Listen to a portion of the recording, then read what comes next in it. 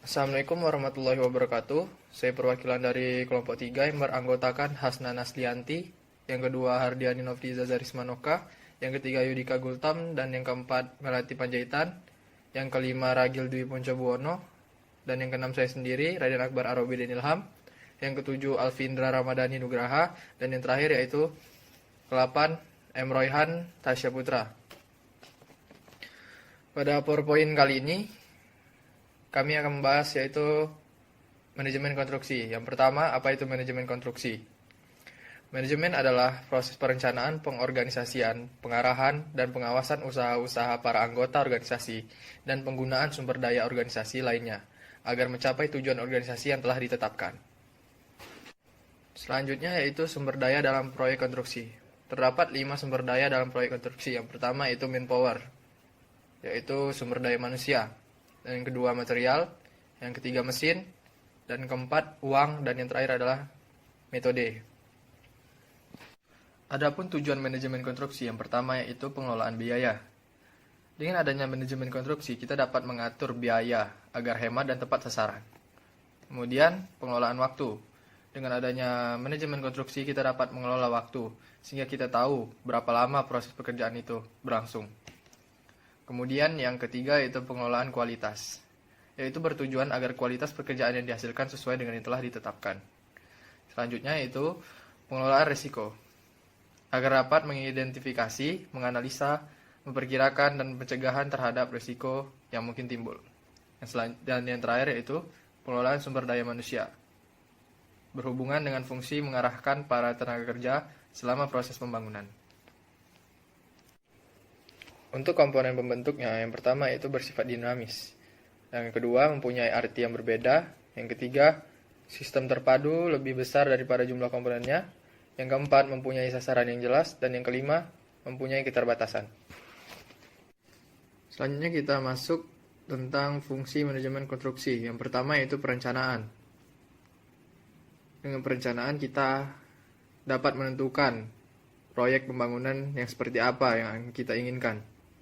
Dan yang kedua yaitu pengorganisasian, dengan membentuk organisasi atau divisi-divisi yang dibutuhkan dalam pelaksanaan sebuah proyek sesuai yang sudah direncanakan. Dan yang ketiga yaitu pengarahan, dengan melakukan pembinaan atau pengarahan seperti memberikan pelatihan, pembimbingan, dan bentuk arahan lainnya agar setiap tanggung jawab yang diberikan terlaksana dengan baik. Dan yang terakhir yaitu pengendalian, pengawas terhadap kegiatan proyek dan melakukan evaluasi jika saja terjadi penyimpangan dalam suatu divisi selama proyek berlangsung. Selanjutnya, peran manajemen konstruksi. Yang pertama yaitu Agency Construction Management, berperan sebagai koordinator penghubung antara perancangan dengan pelaksanaan dan juga antar kontraktor. Yang kedua, Extended Service Construction Management, menghindari konflik karena adanya perbedaan tujuan dari pihak kontraktor dan dari pihak manajemen. Yang ketiga yaitu Owner Construction Management, pihak manajemen akan bertanggung jawab juga terhadap manajemen proyek. Dan yang terakhir yaitu Guaranteed Maximum Price Construction Management, peran ini manajer bertindak sebagai pemberi kerja terhadap kontraktor. Baiklah, pada slide selanjutnya terdapat segitiga variabel utama dalam manajemen konstruksi. Yang pertama itu ada mutu, yang kedua biaya dan waktu, dan yang ketiganya sangat berkaitan dalam manajemen konstruksi. Manfaat manajemen konstruksi. Yang pertama yaitu biaya optimal proyek dapat dicapai karena tim manajemen konstruksi sudah berpartisipasi pada tahap perencanaan. Yang kedua, waktu yang dipergunakan untuk perencanaan dan rancangan bangunan dapat lebih panjang, sehingga kualitas desain semakin sempurna. Yang ketiga, mutu lebih terjamin karena tim manajemen konstruksi ikut membantu kontraktor dalam hal metode pelaksanaan. Yang keempat, pemerataan kesempatan pekerjaan dengan paket-paket kepada pengusaha kontraktor yang baru berkembang dapat direalisir. Itu manajemen proyek, yaitu suatu ilmu yang mempelajari tentang bagaimana cara memimpin sebuah organisasi yang meliputi kegiatan seperti perencanaan, pengorganisasian, pelaksanaan, serta pengendalian terhadap sumber-sumber yang ada guna mencapai suatu tujuan yang efektif dan efisien.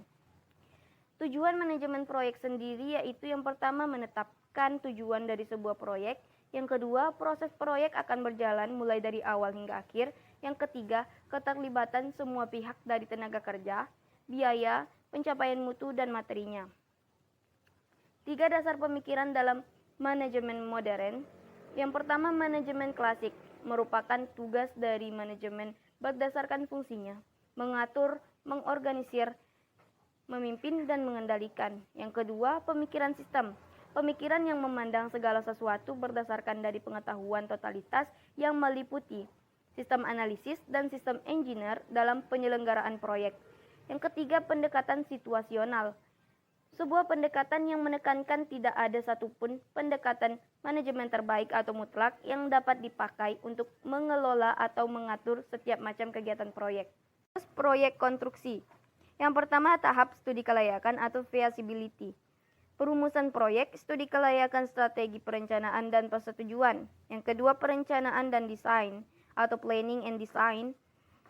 Pembuatan desain utama atau base design, pembiayaan dan penjadwalan, masalah kontrak, dan pembuatan detail perencanaan. Yang ketiga, tahap konstruksi atau construction, meliputi manufacturing, penyiapan mesin, penyerahan, pekerjaan sipil, pemasangan mesin-mesin, dan uji coba. Yang keempat, tahap akhir dan mulai operasi, turnover and startup, uji coba akhir dan perawatan. Tahapan proyek konstruksi. Yang pertama, tahapan konsep dan studi kelayakan. Yang kedua, tahapan rekayasa dan desain atau engineering and design. Yang ketiga, tahap pengadaan atau procurement. Yang keempat, tahap konstruksi atau construction. Yang kelima, tahapan pemulaian kerja dan penerapannya. Dan yang terakhir, tahap pengoperasian atau operasional. Organisasi manajemen proyek terdiri dari pemilik proyek atau owner, konsultan manajemen konstruksi atau construction management atau CM, konsultan perencanaan AE, kontraktor. Rencana anggaran biaya, segala sesuatu yang dihitung berdasarkan perhitungan bahan baku material, upah tenaga kerja, dan biaya-biaya lainnya yang berhubungan dengan proses pelaksanaan proyek. Rencana anggaran biaya atau RAP dirumuskan dengan sigma volume dikali harga satuan pekerjaan. Tujuan pembuatan RAP sendiri ialah yang pertama mengetahui total biaya pembangunan sebelum dilaksanakan proyek. Yang kedua sebagai proses antisipasi kemungkinan terjadinya kemacetan dalam proses pembangunan. Yang terakhir mencegah untuk atau menghindari terjadinya pemborosan dalam penggunaan sumber daya cost estimate. Biaya proyek sama dengan modal tetap ditambah modal kerja. Perhitungan volume pekerjaan, volume untuk luasan item pekerjaan, panjang kali lebar. Volume untuk kubikasi item pekerjaan, panjang kali lebar kali tinggi. Volume panjang item pekerjaan, panjang dibagi tinggi. Volume untuk borongan sesuai kesepakatan. Analisis suatu pekerjaan. Dalam menghitung harga satuan pekerjaan dibutuhkan analisis BOW atau Budget Life of an Open Bare Worker. Adalah suatu ketentuan umum yang ditetapkan oleh Direktorat BOW pada tanggal 28 Februari 1921 nomor 5372A yang diberlakukan pada zaman penjajahan Belanda. Gedung ini dibangun pada zaman pemerintahan Belanda pada tanggal 27 Juli 1920. Gedung ini disebut dengan Government Bedrijfsfonds atau GB.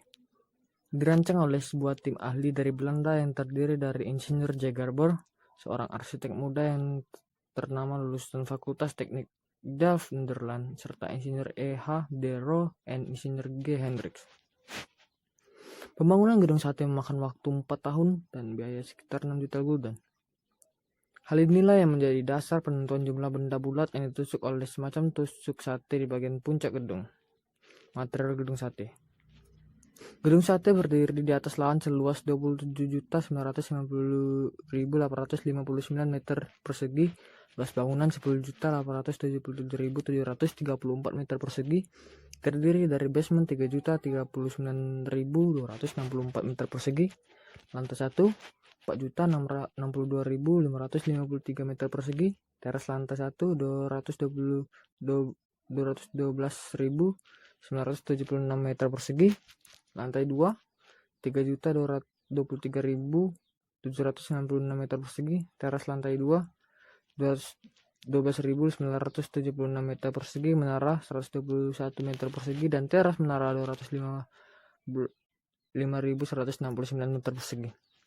Material yang dipakai dalam konstruksi gedung sate, saya memperkirakan material-material sebagai berikut: 1. Beton, 2. Baja tulangan, 3. Kayu, 4. Batu ukiran. Untuk proporsi material dari bangunan tersebut saya memperkirakan sebagai berikut: 1. Beton 90%, 2. Baja tulangan 25%, 3. Kayu 10%, 4. Batu ukiran 5%. Bentuk pintu utama bangunan gedung sate yang didirikan pada periode masa penjajahan Belanda ini secara umum bentuk utamanya sederhana, yaitu menggunakan bentuk kotak-kotak tanpa unsur lengkung. Unsur lengkung itu pun hanya ditemui pada bovenlik, motif seluruhan di atas pintu. Ornamen jendela bangunan gedung sate mengambil gaya arsitektur Moor Spanyol dengan bentuk kotak pada bagian atas dan bentuk lengkung pada bagian bawah. Bentuk jendela pada bangunan sate ini memiliki bentuk-bentuk yang geometris dan simetris. Tentunya bentuk dan jenis jendela pada bangunan ini mendapat pengaruh dari gaya Art Deco. Kekurangan konstruksi gedung sate. Bentuk tidak simetris seperti pada bangunan sekolah BPK penabur yang lebih didominasi oleh bentuk lingkaran. Warna yang berbeda dengan warna dasar gedung sate, yaitu warna putih seperti pada bangunan Hotel Amaris yang didominasi oleh warna merah skala BPK. Penambur yang didominasi oleh warna abu dan restoran Chicken Bonchon yang didominasi warna hitam. Ornamen dinding bangunan yang jenis materialnya tidak sama seperti pada bangunan factory outlet, material dinding bangunan menggunakan secondary skin. Tata letak yang tidak simetris dan tidak memiliki orientasi seperti pada bangunan skala BPK penabur, factory outlet, castle, dan restoran Chicken Bonchon. Kurangnya biaya produksi, keterbatasan komunikasi langsung dengan kontraktor. Kelebihan konstruksi gedung sate. Konstruksi bangunan gedung sate menggunakan cara konvensional yang profesional dengan memperhatikan standar teknik, menggunakan teknis konstruksi yang tepat sehingga menghasilkan bangunan yang kuat dan kokoh. Adanya perpaduan arsitektur Nusantara dan Eropa sehingga menghasilkan bentuk yang elegan dan indah. Kesimpulan, dengan manajemen konstruksi, sistem kerja atau metode pelaksanaan yang profesional akan memudahkan pelaksanaan di lapangan.